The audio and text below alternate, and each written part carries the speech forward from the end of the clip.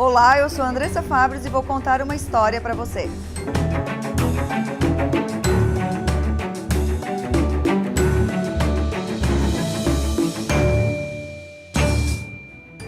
Mudança é uma palavra que vai aparecer muito na nossa entrevista de hoje. O nosso convidado já trabalhou em multinacional, em consultoria, agora está em uma empresa familiar. Também mudou de um grande centro para uma cidade de interior. Vamos conhecer essa história?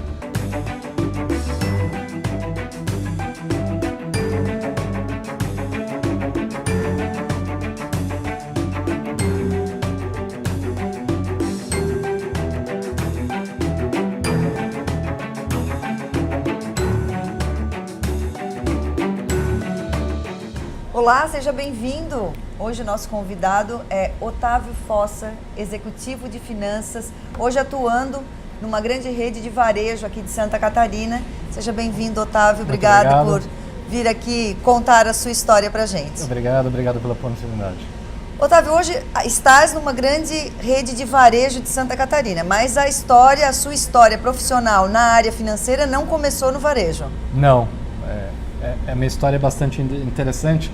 São mais de 20 anos de experiência profissional e quando eu comecei na área financeira foi através das instituições financeiras, né? Em São Paulo. Eu sou natural de São Paulo, sempre estive trabalhando por lá e foram bons anos de experiência na área financeira, em grandes instituições.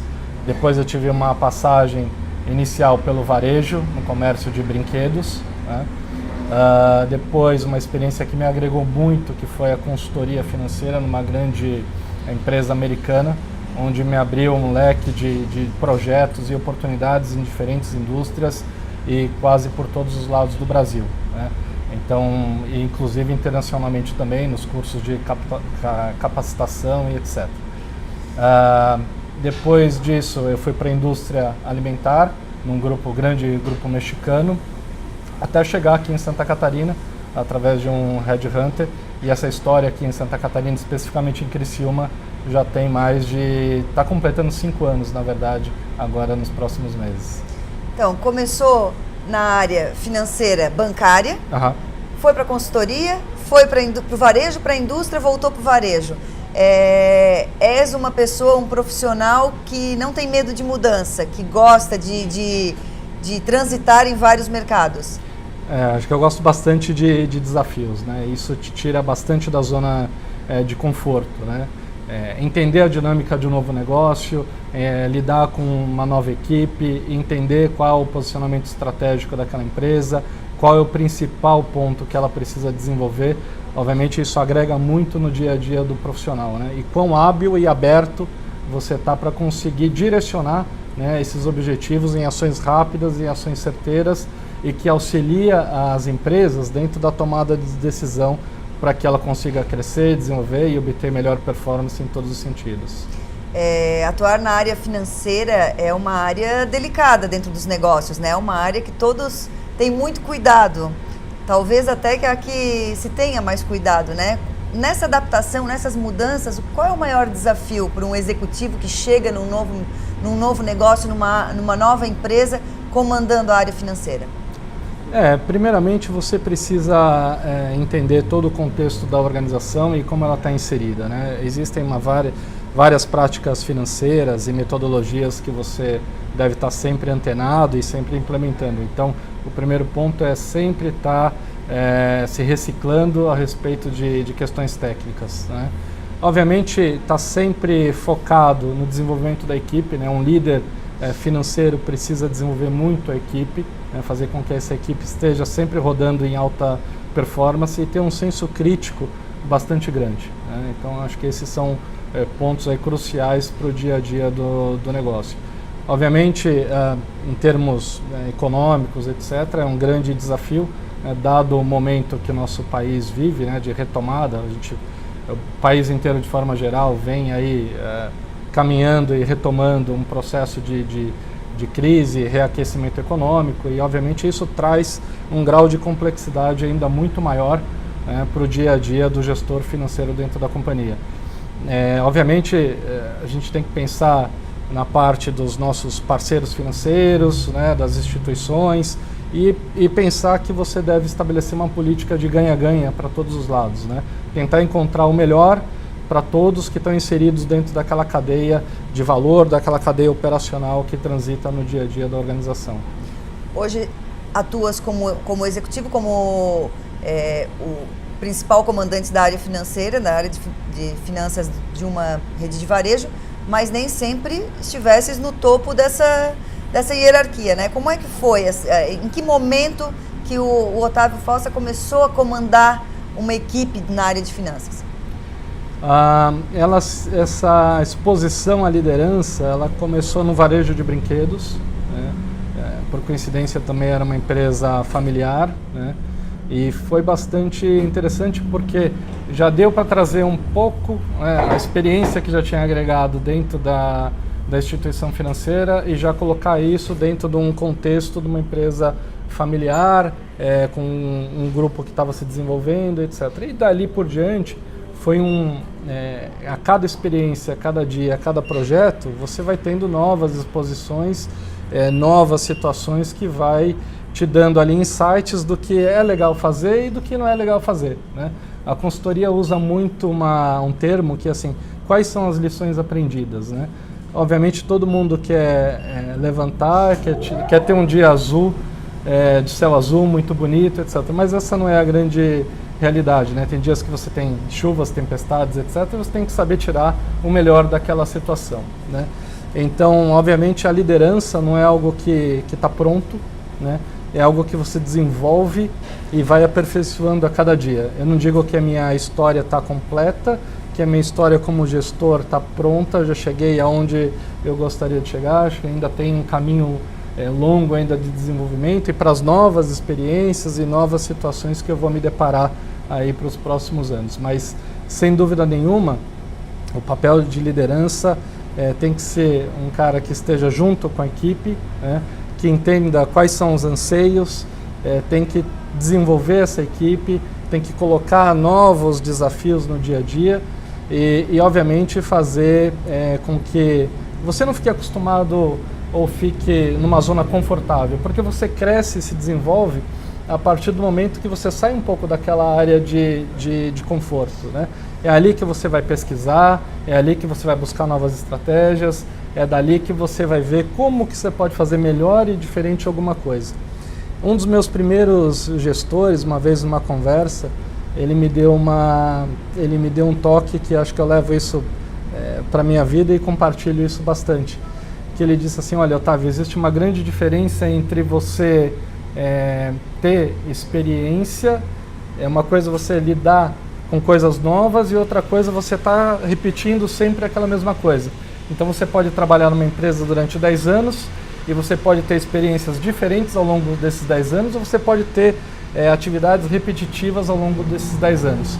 E é isso que eu tento buscar e agregar para mim e para minha equipe, de sempre buscar algo novo, implementar coisas novas, porque está aí, sem dúvida nenhuma, o grande desafio. Quando um profissional faz consultoria, ele dá ideias, ele sugere, ele avalia a situação da empresa, independente da área que dá consultoria. E cabe à empresa implementar aquilo, né? Ele não vai colocar em prática aquilo que ele está dizendo. Uhum. Quando você sai da consultoria e vai para dentro da empresa, você percebe algo que lá na consultoria não, olha, a gente dava essa sugestão, mas é impossível, é inviável aplicar isso. Ou não, você começa a entender melhor o papel do consultor também. Esse é um grande ponto, né? O consultor, obviamente, ele tenta colocar um plano de negócio e implementação que seja aderente à realidade da empresa. E o consultor, ele é bastante hábil no sentido de conseguir, de repente, trazer um plano faseado, né, com que a empresa consiga atingir aquele objetivo mais rápido ou mais devagar, dependendo do ambiente dela. Mas, sem dúvida nenhuma, quando você muda essa cadeira, né, e você está nesse papel de estar no dia a dia, o compromisso de implementar as coisas, sem dúvida nenhuma, é muito maior, né? O compromisso que aquilo dê certo, que aquilo funcione, que aquilo seja comprado pela tua equipe, esse é um grande desafio. Você tem que ter bastante habilidade, né? Acho que o grande papel do gestor de finanças além de ser um cara estratégico dentro da organização, além de ser um cara que dê conselho e jogue aberto com os pares e o presidente e o conselho, né, ele tem que ser um grande comunicador, né? E o dom de comunicar vai te trazer mais rápido o sucesso de implementar uma boa ideia, né? Acho que é por aí que funciona esse negócio. A gente olha a área de finanças e acha que não precisa ser uma pessoa que se relacione tanto com outras pessoas ou que comunique, né? Agora vem o Otávio e diz pra gente que não, a pessoa, o profissional de finanças, aquele que lida com dinheiro, precisa ser um bom comunicador. Como que isso acontece? Até que ponto a comunicação é importante dentro da área de finanças? Eu acho que evoluiu bastante, né? Evoluiu bastante essa questão, esse skill de comunicação. Semana passada mesmo eu estava num evento de CFOs lá no Costão do Santinho e participei de um painel com um comunicador aí da mídia, falando sobre perspectivas econômicas e o futuro do país, né? E essa troca de conhecimento, né, entre outros diretores, entre pessoas de outras áreas, ela é muito rica e muito importante. É daí que você tem a troca de conhecimento, você consegue também captar tendências que estão aparecendo no mercado, né? Isso só facilita, obviamente, o dia a dia do executivo que está na cadeira de finanças, né? Eu acho que é importante sim ter um networking bastante amplo e não só dentro da caixinha de finanças, mas o líder hoje financeiro tem que ser um pouco psicólogo, tem que ser um pouco marqueteiro, né? Tem que ter outras atribuições que até talvez algum tempo atrás não se levava tanto em consideração, né? O papel então desse líder de finanças é muito mais amplo hoje dentro da organização. Otávio, falasse que é importante buscar novas atividades ou novos desafios, né? Não ficar sempre fazendo a mesma coisa, né? Ter sempre novas ideias mesmo sendo implantadas. A gente vive num país que o cenário econômico é muito turbulento, né? A gente nunca está... Períodos de estabilidade são raros. Isso, para quem trabalha com a área de finanças dentro de uma empresa, torna isso mais desafiador no sentido de não estar sempre fazendo a mesma coisa? Muito mais desafiador, muito mais desafiador. É buscar novas oportunidades em questões de... Obviamente, as empresas têm um plano de expansão, têm um plano de desenvolvimento tecnológico e a gente tem que catalisar essas ideias e esses anseios e essas questões todas que levam a empresa para frente e conseguir materializar isso em termos de ações e efetivação desses planos todos, né? Então, o contexto econômico, obviamente, não joga a favor nesse momento. Isso faz com que os profissionais de finanças tenham que ser muito mais céticos, né, na questão da avaliação desses projetos e o retorno que ele vai trazer para os investidores de negócio. De alguma forma, a gente precisa contribuir para que aquele plano seja implementado e traga dentro do escopo previsto a melhor rentabilidade em termos de recursos que vão ser investidos, em termos de prazo e velocidade desse investimento que vai ser realizado. Então é um desafio enorme que se ganha no dia a dia ali, no fechamento das tesourarias diariamente, né, no fechamento mensal dos resultados. Então isso tem que estar com uma lupa ali enorme para estar de olho sempre nos custos e despesas do negócio. Nós estamos conversando com o Otávio Fossa, executivo de finanças de uma grande rede de varejo de Santa Catarina. Nós vamos para o intervalo, voltamos em seguida para contar mais essa história. Somos instituição para você ter toda a confiança. Somos financeira, porque dinheiro não é tudo, mas ajuda a realizar os seus sonhos. Somos cooperativa, pois assim construímos nosso mundo. Somos premium, afinal, você merece exclusividade. Para nós, não existem perdedores, todos ganham juntos. É por isso que somos assim. Unicred, um time que coopera com você. Hoje a gente está conversando com o Otávio Fossa. Ele é executivo de finanças de uma grande rede de varejo de Santa Catarina. Mas ele já trabalhou no mercado financeiro, ele já foi consultor, ele já trabalhou na indústria nós estamos contando toda essa história. Otávio, varejo, indústria, consultoria, qual dessas áreas é mais desafiadora? Elas são muito distintas ou para um executivo de finanças independe o tipo de mercado? São bem distintas, bem distintas de verdade. A consultoria, ela traz sempre um desafio e tem uma característica de você ter projetos muito curtos, né? Tipicamente você tem projetos ali de 8 semanas, onde você precisa entrar na organização, entender todo o contexto dela e rapidamente ter o diagnóstico, né? E direcionar N possíveis soluções para o negócio. A indústria, ela traz consigo uma complexidade muito grande na parte industrial, né, e no aspecto logístico, né. Quando eu estava nesse grupo mexicano, eu cuidava de 8 plantas ao longo do Brasil, né, e toda a complexidade da distribuição e dos canais possíveis de distribuição, né. Então era um desafio enorme de como otimizar os custos industriais e como você conseguir ter mais sinergia na parte logística, que era o grande X da questão.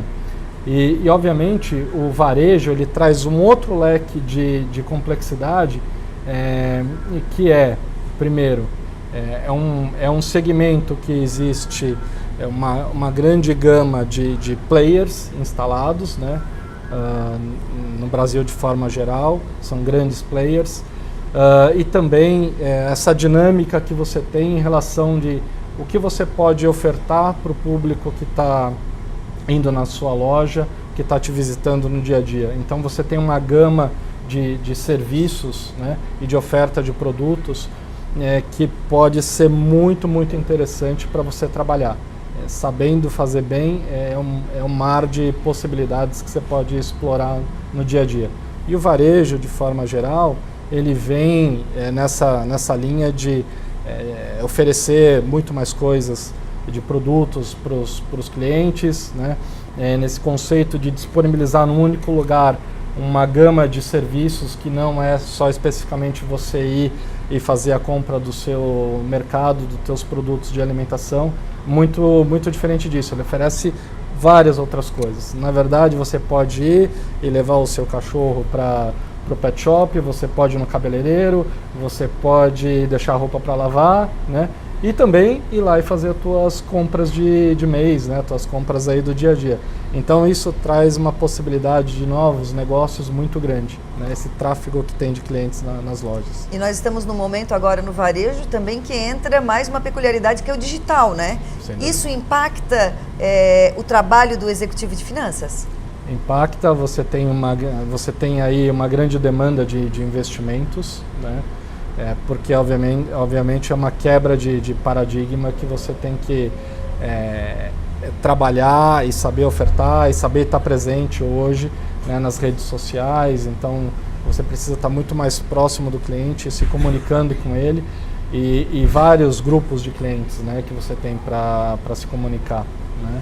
Então, obviamente, o canal digital é sem dúvida nenhuma uma tendência, né, que vai ganhar muito mais escala, vai ganhar muito mais poder, né, e obviamente vai trazer muito mais rentabilidade para o negócio aí nos próximos anos, sem dúvida nenhuma.